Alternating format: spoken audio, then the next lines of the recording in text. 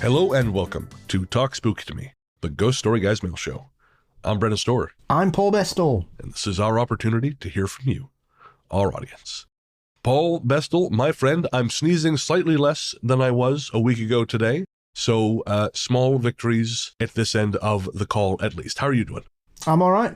Spent most of the week topping my tan up. It's been grand. Yeah, it's been nice and warm there. Beautiful. It's the hottest May day ever. It has been pummeling us with rain here. My poor pigeons are cowering on my balcony. Although I'm really hoping they go soon because there's a lot of shit out there and frankly, something needs to be done about it. I can imagine. We have pigeons around here. And the other day, I was outside and I just heard this enormous and a pigeon had pooed on my little greenhouse. Oh, no. And it was essentially like it had dropped a grapefruit on an old person's head. It was that loud. It was massive poo as well. It was like a giant super pigeon poo. Coo. It was either that or a pteranodon of some description that looked a bit like a pigeon. Well, at my end, it's raining like to beat the band, but we did have an election. It did go more or less the right way, so bullet dodged. Yes, you now are back under British rule. Well done. All right, no, that's two different countries in the last little while who've talked about running ours. Let's just not do that. Yeah, we always do it nicely, though. We're just moving on. I was on Where Did the Road Go yesterday, and I was on for, the call was about 5.5 hours. It was me, Soraya, and Saxon. And it occurred to me, I don't know if irony is not the right word, but sort of the arc of this, where I spent the first probably 7 years of Ghost Story Guys talking about how interesting I found Missing 411. And now my most persistent guest spot on any other show, probably for about 10 hours total so far, has been bagging on Missing 411 and David Paulides, and just how, and it's been eye-opening in like seeing how badly he has mismanaged the facts, or in some cases just chosen not to report them because they don't support his hypothesis. It has been educational. It's one of those things. It's like when you work out that the Bermuda Triangle's a load of old bobbins. It's gutting, really, because you invest a lot of your spooky matter in it, and you think, "Wow, this is incredible. This is fascinating." And then bit by bit, the scales fall away from your eyes, and you begin to see clearly, and that realization suddenly begins to take over that it's bobbins. And that's very disappointing, especially when there are some truly strange cases. But when you're ignoring facts, evidence, resolutions, very similar to the book that made the Bermuda Triangle, really, the Berlitz and, it's on my shelf somewhere, I can't quite see it. I've forgotten the Bill Moore, that's the guy. Bill Moore, the guy that sold out ufology to become a patsy for the government. Because he believed that they would tell him everything. Of course they would, Bill. It's gutting, really. And I'm the same. I was obsessed for quite a while with some of the stories and some of the cases. And when the realization hits you, it's a bit like a gut punch. Yeah. No, that's it. I mean, there are still some really fascinating cases. You know, there was one we were talking about yesterday. I think it was the Daryl Webley case. No, Cassie something, where she claims that she was kept company with a bear that kept her safe. Or the Myron Shuddy case that I don't know if that Paulides has reported on it, but you and I were talking about it because it was on Hammerson Peters' video, where the kid was missing for 2 days in dense brush, and he claims that a teenager found him, picked him up, walked him back down the mountain, and then left him within earshot of the rescuers and said, "They're right there," and handed him a quarter, saying you should never get lost without money, and then sent him back into the world. And what's fascinating about that case is I've read a lot of different newspaper accounts now of that case, and some of them choose to omit that part entirely. It's almost like we can't figure out a way to fold this into the story. It doesn't make a lot of sense, so we're just going to not report on that part of it. We're just going to say it was God, and almost invariably the ones that exclude that do kind of reference God instead. But yeah, so no, it's been As you say, it's been eye-opening. Although I will say, typically, you would expect the opposite, because when you express, they say when you express your own spooky matter, you go blind.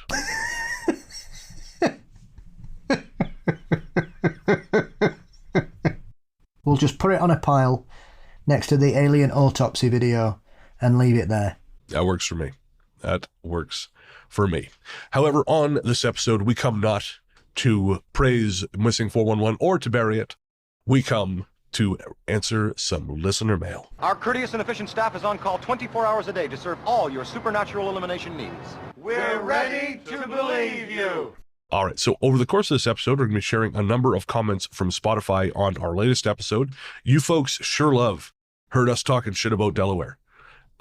We've never come that hard for anything on this show.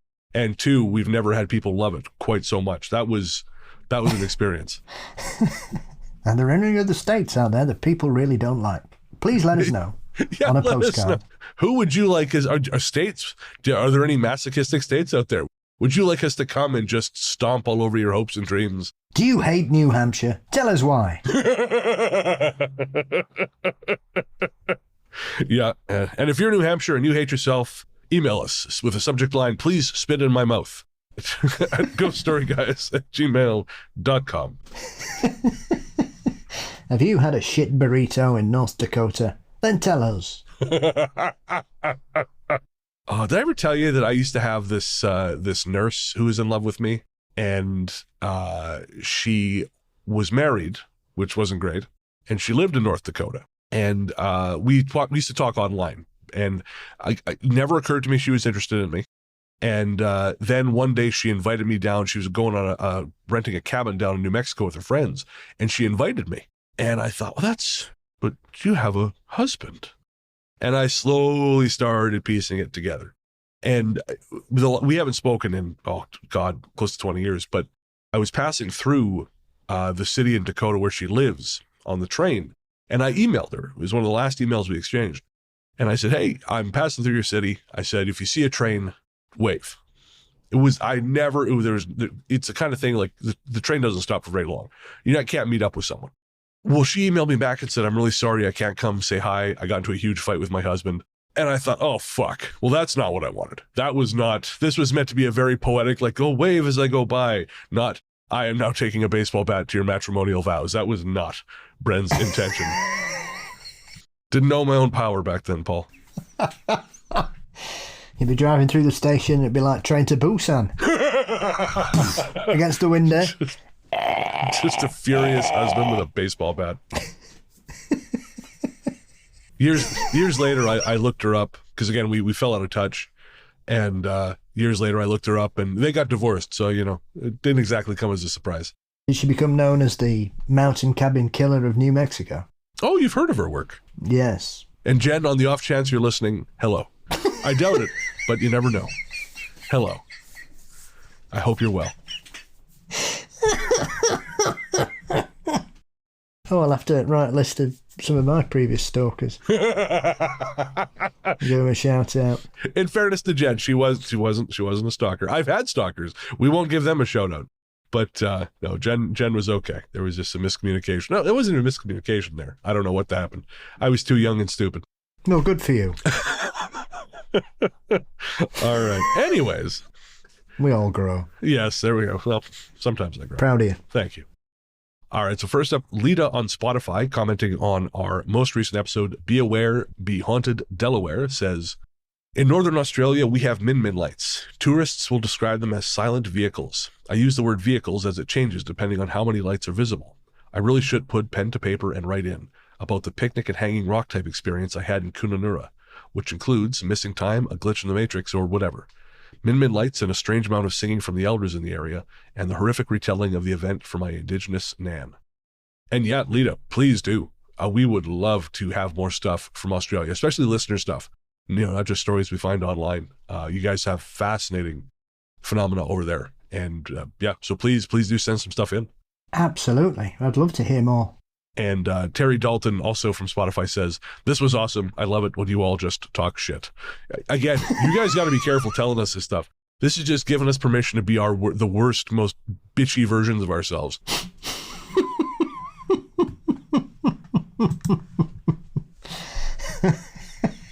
telling Paul, when I first got back from traveling, I started going to these group meetups. It was like travelers hanging out together. And I was very socially awkward back then, more so than I am now. And I would drink just to have something to do with my hands. And by the middle of the night, I'd be just hosed and I'd say whatever the fuck was on my mind. And it turned out whatever was on my mind was usually both A, hilarious, and B, really fucking mean. And so yeah, this is probably not the side of my nature we want to encourage. I had a similar experience last year at work because we've got a bell end at work who has to comment on everything, despite knowing nothing about anything. And he said something, and I'm not going to give it any credence. And I just turned around and said, have you ever thought about not talking? Absolute weapon of mass annoyance. Ask your doctor if shutting the fuck up is right for you. Yes. I see I've grown as a person because what I've learnt in the modern era is that you can't beat a work colleague unconscious with a photocopier. I mean, I think just on a purely physical level, you can. Well, I can, yes. Yeah. But it's not recommended to keep employment in a job you like. Oh, see, what you do is you follow them. Okay, no, we should stop. This is borderline. I'm not following him. He lives in Barnsley. Oh, that's punishment enough. Hey, I was born there. Only I'm allowed to slag my own town off, son. That's our word. You stick to shitting on your island, and I'll deal with my working class roots, all right? Anonymous writes, you've caught me. I've written in a couple of times, and you've read them on the show, which is even more surprising. I've noted living in southeast Pennsylvania, but I was born and raised in Delaware for 26 years. I will leave out the actual years as you guys relieve enough age shocks from the Spooky Men episode. It was super fun to listen to stories of places that I lived close to, drove to, and consumed many beverages in. I'm most impressed that you were able to make the Be Aware Haunted Delaware episode as long as it takes to drive the length of the state. I also appreciate your irreverence and being a good sport in finishing the episode. It felt like a 2-hour-long inside joke that you guys had no idea you were making, and whilst you may not have 100% enjoyed it, I considered it the episode that Delaware didn't need, but the episode Delaware deserves. I've heard a few of these stories before, especially the Deer Park one. There was also a legend that part of the raven was written in the tavern, and it's commemorated with a stuffed or taxidermied raven behind a plate glass display. Coocher's Bridge is a classic one, but I've never heard all the history that you shared before. The valley stories are always funny. For folks who are not familiar, the valley has some super small farmland, but is ultimately very affluent. Yes, there are some woods, but the houses and properties are old, large and fancy. If there are any demon houses or cults, they probably have delicious hors d'oeuvres, good wine and fine velvet robes. Also, if you're doing a valley ride, you are probably driving too fast to really pay attention, as most people in high school did. I've one haunted story from Delaware that's not the News Journal or from a book the News Journal plagiarised. At an acquaintance's house for the first time for a small party, I was in the bathroom washing my hands. Whilst doing so, the lights went out. Total darkness for maybe 1 or 2 seconds. I didn't accidentally hit the light switch with an elbow, and it didn't have to turn it back on. It just happened so fast that I didn't have any time to react, but I recognised that something had happened. When I came out the bathroom, I asked the host if there was something up with the light in there or if the power had surged. When they replied no to both, I embarrassingly asked, "Is there something else up with your place then?" I felt so goofy asking someone whose house I was in for the first time. Seriously, I'm going to be that guy 20 minutes into a party? But their reaction was understanding and kind. They verified that they also had that happen to them, and they'd seen what appeared to be an old man standing at their front door or on the stairs every now and again. It only bothered them once, but they set boundaries and never had anything super strange happen after that. I took it as a small personal win, keeping my social capital intact, while also having an interesting experience. What stands out most about the flash of darkness was how it felt. I couldn't tell if the light went out or if my eyes went out. That's how fast it happened, and how dark it was for that second or two. Truthfully, I would rather have it be something spooky than something medically wrong, and it hasn't happened again. Thank you guys for a fun episode. As someone who felt worn down by the state of Delaware in 26 years, it took you guys all of 2 hours, which has to be a record considering you weren't even in the state. There are some gems, not haunted in the state, I'll give it that. The University of Delaware is a nice campus, and the beaches and towns, albeit crowded, are very fun and unique places. Otherwise, you can wave from inside your car as you travel the 23-mile stretch on I-95 whilst going to Philadelphia, Baltimore, or the New Jersey Turnpike. As always, I appreciate you guys and your show. Stay Delaware. Talk about cold comfort. No. You can get to Baltimore in like 20 minutes. Oh, well, that's fantastic. I was worried I was stuck in a hellscape, but no, Baltimore's right there. Cool. Yeah, they got a torso killer in New Jersey. Let's go find him. No more fun than living here. Well, Anonymous, thank you for sharing that story. That's pretty cool. And I got to tell you, I'm with you with the whole, like, boy, I'd rather it be paranormal than something physical. Because I've definitely been in places where I've felt dizzy and I've asked and I've said, hey, is this place? Oh, yeah, absolutely. Did you feel dizzy? Oh, thank Christ. Our next missive is from Donna, who says, an excellent episode. Also, Bren reading a book about hot dogs titled Raw Dog, because of course he is, and Paul Damien Bestall, Time Traveller. Yep, this tracks. Angelo Madman 1 says, did you go see Chillingham Cattle, the last wild herd of cattle in Europe? Well, Angelo Madman 1, I did. We had to go through a wood, which had clearly been struck by a storm, as there were some enormous trees that had been absolutely pulled out the ground, roots to the sky and all that, and it was quite spooky, actually. And there was lots of signs saying, do not go into the field with the cattle, and lots of pictures of people being impaled on horns. Jesus Christ.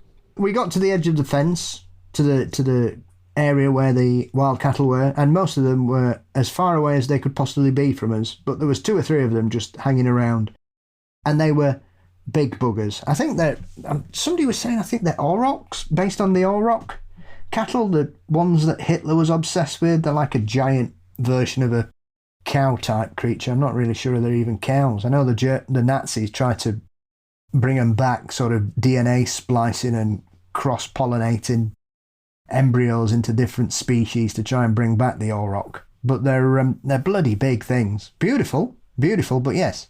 And so I didn't get in that field. We just looked at them for a bit and then we walked back. I mean, given your past experience with cows, that seems like the right move.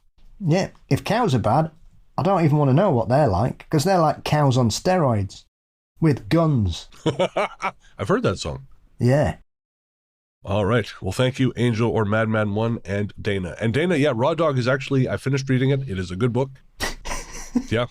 If you want to learn lots about competitive hot dog eating and the various places to get hot dogs around the U.S., as well as what it's like to be in a relationship with a comedian, or at least to observe a comedian's relationship from the outside, read Raw Dog. I will say I became kind of interested in competitive eating when I got really sick shortly after I moved to Montreal. I had stomach bugs, so I couldn't eat. And I ended up watching this guy named Randy Santel on YouTube. And he's an American competitive eater. And every now and again, one will come up on my subscription feed, and I'll think, well, one more for old time's sake. And I'll watch this guy eat, a 402-pound hamburger as he just sweats, as the cold finger of death just drags its way down his face. There is just something stupefying about it. I can't turn away. Next up is from Joel. Joel says, I trust that you are both well and that Bren's plans with local deforestation to cure hay fever are in progress. I can just see the headlines now. Mad axe-wielding, sneezing Canadians seen hacking down defenseless trees and allergy rampage. If those fuckers were defenseless, Joel, I wouldn't need to chop them down. Defenseless my ass, spraying pollen all over my... God. Anyways, his article continues. Locals were horrified to witness what can only be described as a snot-fueled act of vengeance on a level never before seen. Dressed only in a black Napalm Death t-shirt and Y-fronts, apparently he has never been seen from the waist down, the man now identified as Brennan showed no mercy as he felled the pollen producers like a lunatic lumberjack. Yeah, no, I mean, you're not wrong. Joel goes on to say, moving on to my short, spooky story, which also involves a strange hairless man in pants, the UK variety. Last year, I was in the car with my daughter and her cousin on our way to the great and much-mocked concrete jungle of fun that is Basingstoke, or Amazingstoke, as is sarcastically referred to in our household. Beautiful Basingstoke. It was a clear, sunny day with just a hint of smog hanging over the skyline above Festival Place and the most colorful multi-story car park in the southeast. We had just come off the A339 onto the dual carriageway leading down towards the Milestones Museum roundabout, which has been lovingly tagged by the local graffiti artists, complete with the standard cock and balls on each of the signs. It is always good to see that this artistic tribute to the male genitalia has stood the test of time, and in fact may be more prevalent than 10-foot or helch. I don't know what either of those things are. They are graffiti slang terms you can see all over it. Like there's a bridge on the M1 near where I am that's literally somebody's written 10 foot, 10 foot, 10 foot, 10 foot, 10 foot all the way across it. Or put a dong on it, put a dong on it, 10 foot, 10 foot, put a dong on it. Okay. So instead of the thing, it's like they refer to the thing. I haven't got a clue what's going on, and I'm not interested to find out, if I'm honest. Okay. I don't all give a right. shit. So we'll Joel says Helta Skelta also seems to be quite popular on bridges, and it was only whilst watching a recent documentary on Netflix about the whole Sons of Sam and Charles Manson cult did I realize this was possibly a reference to the whole Helter Skelter cult thing.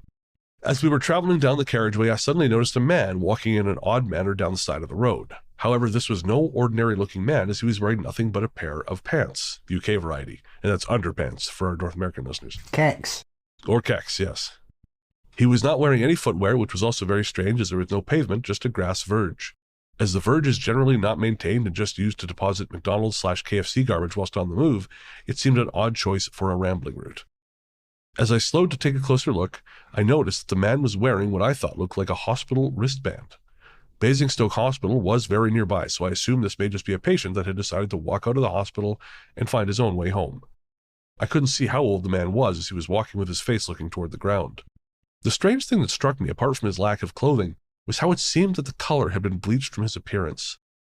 It reminded me of old grainy film, where the colors have been desaturated so only the smallest amount of color remains. This did not fit in with the surroundings, as it was very sunny, and the greens and blues of the foliage and sky were very vivid. As we drew closer to the figure, something just seemed very off with the whole situation. At this point, I decided to press the lock video clip button on the front-facing dash cam, as I thought it would be prudent to have some video evidence should the need arise. I pointed out the man to my daughter and her cousin, who both also saw the same figure and thought it seemed a little odd. My thoughts at this point were that if the person had left the hospital, they may not be in a fit mental or physical state to just be wandering next to a busy road and could come to some serious harm. I decided to double back at the roundabout to see if the person was still there, and if so, would contact the police. As we returned to the same spot literally only 20 seconds later, there was no sign of the man anywhere. There was no place he could have gone to in that time to suddenly disappear from view. He would have had to climb a very steep embankment and onto a bridge.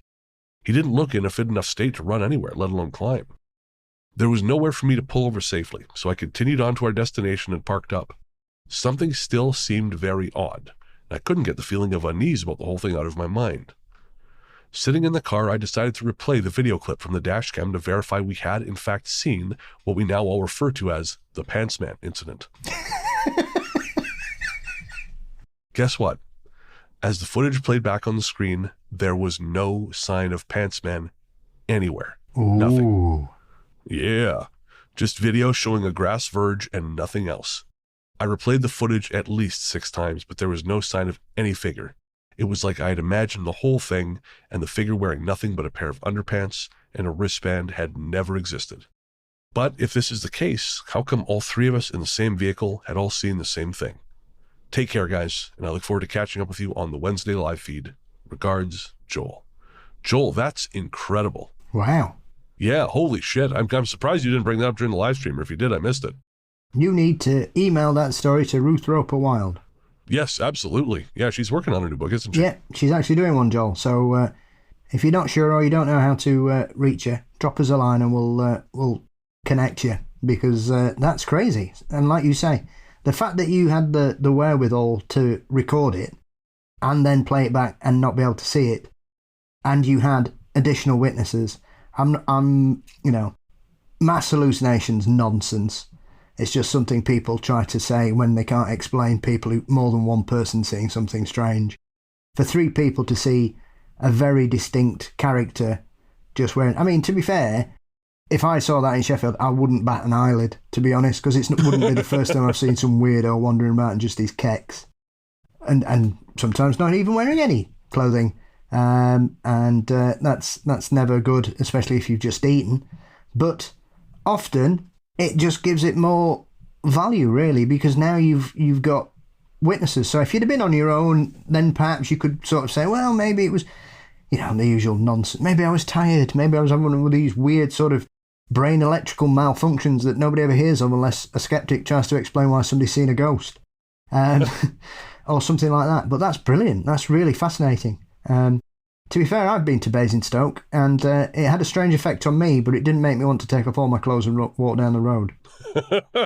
And we're all disappointed because of it. Not where I am. Not till I get my quit smoking belly off me. I'm not taking my clothes off for nobody, thank you very much.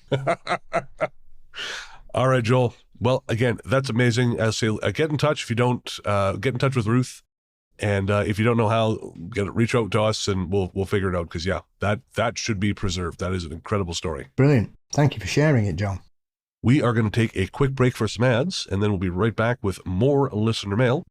Don't forget that if you become a paid subscriber of the show, you don't have to listen to any of this bullshit.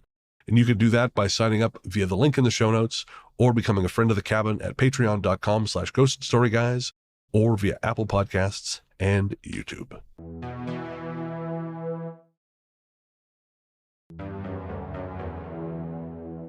JJ writes, hope all is well. Just a quick question for Paul. What's your favourite John Shuttleworth track? Sheffield's best songwriter, in my opinion. Jarvis Cocker and Phil Oakey, etc. are very much runners-up. I can't decide if it Smells Like White Spirit, One Cup of Tea Is Never Enough, or the classic I Can't Go Back to Savoury Now is the best. What say you, Mr. Bestall? Greetings to you both from a former Scouser living in Australia, JJ. Brennan, you seem to have had a stroke there when talking about John Shuttleworth. It's almost as if you've no idea what that chap's talking about. I was just about to say, before I just cede this to you entirely, I want to say that might be the most English question anyone has ever asked on the show. So John Shuttleworth has made a career. He kind of, strangely, he appeared during the punk explosion. Famously, people may know his most famous international song, which is Gordon is a Moron, which was a very large hit in the UK and Europe. I'm not sure if it's spread anywhere else, which basically is a song about why Gordon is a moron. And that is essentially the chorus. And you can find that on all good streaming sites if you like to listen to a bit of weird late 70s alternative punk Sheffield comedy that accidentally became a hit. And so John Shuttleworth has created this persona of being sort of a very old-fashioned man with very sort of odd tastes who writes a variety of songs about the most mundane things ever, such as One Cup of Tea Is Never Enough, and in brackets next to it, but two is too many. And it's songs like that. I think personally one of my favourites is Have You Seen My Wife, which is basically a song about why his wife's run off and he doesn't know why. And so he's had this sort of comedy. It's all comedy music performance he does, and he does comedy poems and stuff. So he's a very quintessential Yorkshire thing. That is one of those things very similar to Frank Sidebottom in Manchester, who basically was a man wearing a giant paper mache head who played a banjo. And so we both us and the Manx have a local hero who specialises in quirky, strange comedy that is hard to believe unless you either hear it or see it. And I thought Cunt in the Gang was weird. Yeah, John Shuttleworth. Yeah, Yorkshire legend. All right. Well, JJ, I thank you for that that journey through the other side. I'm still kind of reeling. Yes, I have met John. Lovely bloke. Lovely That's bloke. very cool. Obviously, John Shuttleworth is not his real name, but I won't spoil the magic. Likes a nice pint of beer. And who among us doesn't? Next up is from Ian M, and he's included a photo. It's just a quick one. It's a British van that says GSG on the side. He says, "You must be doing well. You have your own transport." You can tell that's either new or on or they're very fastidious, because normally in England, if you've got a van that's a bit mucky, somebody will always write on it either cock and balls or please clean me, or this is also available in white. That's great. See, that's so much smarter than here. Here it's just, again, it's dicks. You just get dicks or maybe wash me. It's a delivery company of some description. Probably an Amazon delivery or something like that. Oh no, they've got their own special vans. Oh, really? It's not like here where they lowball a bunch of independent couriers to do their bidding for them? Some of them do, but most of the time they have big, massive, dark bluey grey vans with Prime in big letters, badly parked on a variety of streets in any major area of the United Kingdom. Can't wait till they start drone delivering and just dropping shit on people's head all the time, killing them. Yeah, it's going to end in tragedy. It's like when people talk about flying cars. Man, I can't wait till we have flying cars. What the fuck makes you think we're going to have flying cars? People can't drive when they just have, like, forward and back. Up and down? No, it would be carnage. Yes. Have they not seen The Fifth Element? Total Recall? Flying cars? No. Yeah. A Starlink in every home and every car at potential 9/11. Hooray. What a great future we've made for ourselves. Okay, moving on from our transport fleet. Mary writes, I was walking my dog while listening to the 13 Curves story, and the entire time you were reading it, I first thought, and then started saying out loud, this crap, such bullshit, I do not buy this crap, and so on. I was so relieved when you acknowledged just how crap that tale was.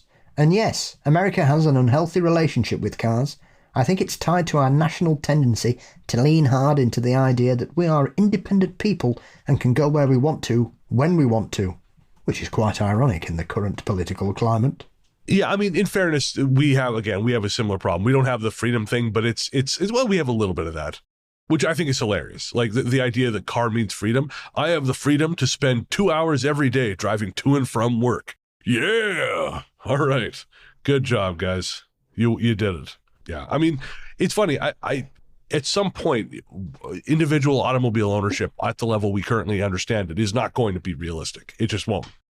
You know, I mean, cars are already brutally expensive, and nothing's getting any cheaper. So I can't imagine what the situation is going to look like, because people have been so effectively polluted against or poisoned against the idea of things like 15-minute cities that they think it's some kind of terrifying plot. Like, even there's an independent news outlet that I used to support back when I made a little more cash.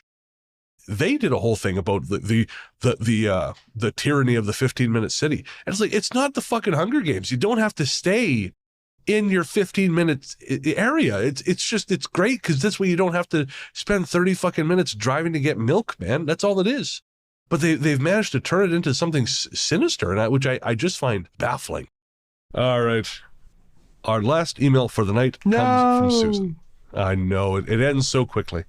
Susan says, hi, currently listening to episode 161, The Prison of Sleep. It just reminded me that I did see a shadow man last year, though I didn't have much in the way of ghost stories before that. When I was with my ex and sleeping at his place, he had dogs outside right next to the room. His house is out of town in the woods.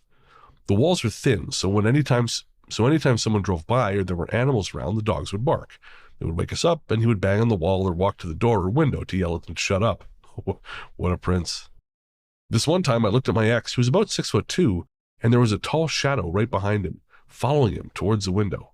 It was taller than him and just a shadow. A few days later, we were having trouble at the time when I was sleeping at my place. He told me that he was working in the living room cooking late at night. He has a small catering business. He kept hearing his kids running back and forth towards him. They kept saying, Dad, Dad, Dad. But each time he checked on his kids, they weren't there. And he even finally went to go check up on them, and he saw that they were fast asleep. Eventually, the noise kept coming closer, and it finally said, you are not welcome on this land. This is my land. He started yelling and saying, this is my home and you cannot do anything about it. After those events and other relationship issues, I never slept there again. It made me think that it was an elemental being, and I understand why it doesn't want my ex of a monster on his land. I'm sure it knew more than I do of him, and that he was not a good person at all.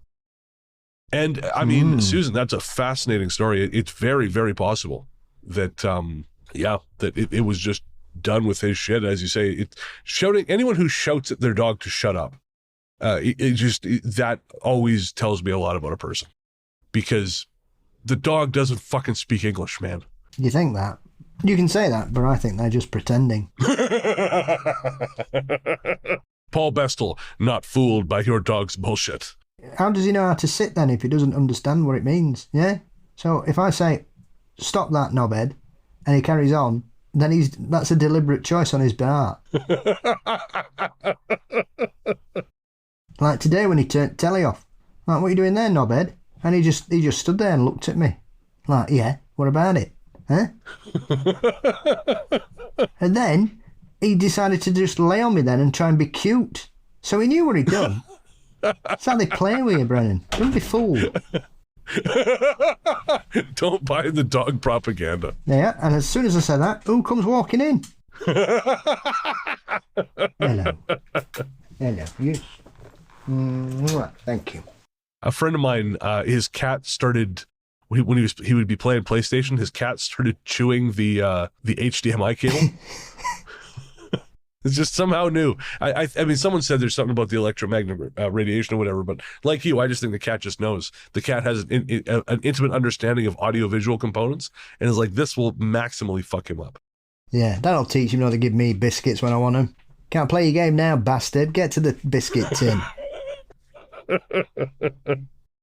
Well, Susan, no, that is really interesting stuff. Thank you for listening, too. I love that you're on episode 161, The Prison of Sleep. One of my favorite stories we've ever done on the show, and one of the worst episode covers I ever made. That was up there. It's not as bad as The Black Dog Laughs at Midnight, or some of the other ones I've done, which are shit terrible. Sometimes you just don't have any ideas and you got to get the fucking thing out.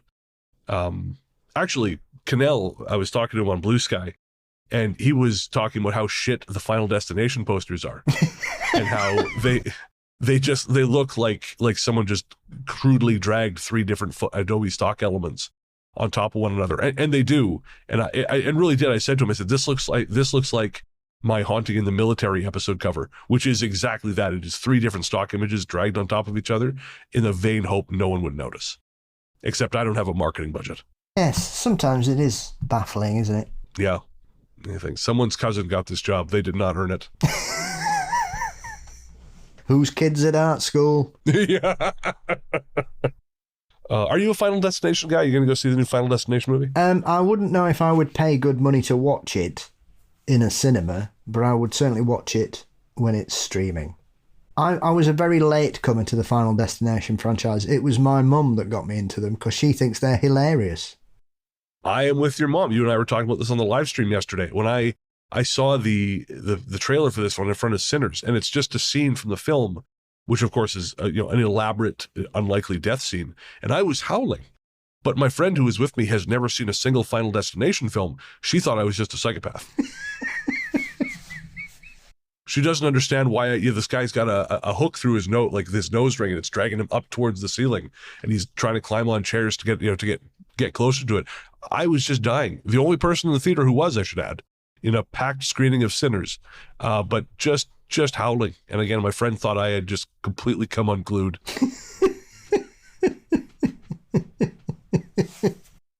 Yes, I've been laughing since I saw The Evil Dead at far below the recommended age to watch it, and I've been strange ever since, I think.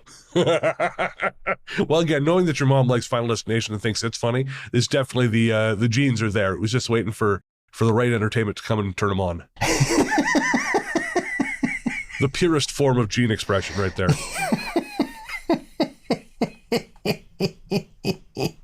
All right, guys, that's going to do it for Talk Spooky. Thank you to everyone who sent in your comments, your questions, everything. We love hearing from you guys.